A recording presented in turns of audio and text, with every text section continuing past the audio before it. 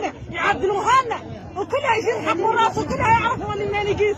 الطريق واسعه واللي عنده باب واحد يقفلوا عليه، يعادوا شايفين انه يحققونا ومورقين لنا، نحن شايفينهم بالقانون وقفنا عندهم وكرينا بابهم، عادوا ما هم شايفين انه بالقانون والحبيس والتفتيت، نحن مورينا شهداء عليات رجاله.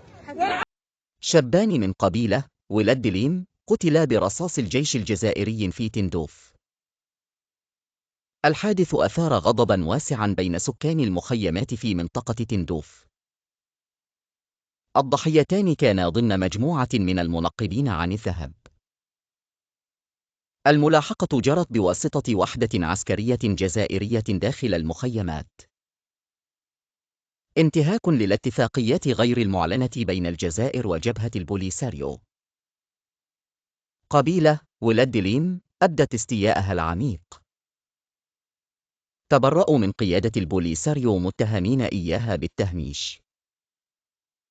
دعوا للانتفاضة ضد القيادة الحالية بسبب التهميش والترهيب. استياء لعدم استلام جثة أحد الضحايا من الجزائرية. منظمات حقوقية أدانت الحادثة كخرق للمواثيق الدولية.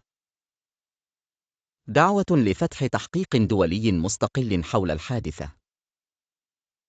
تحمل الدولة الجزائرية المسؤولية القانونية والأخلاقية عن الحادثة.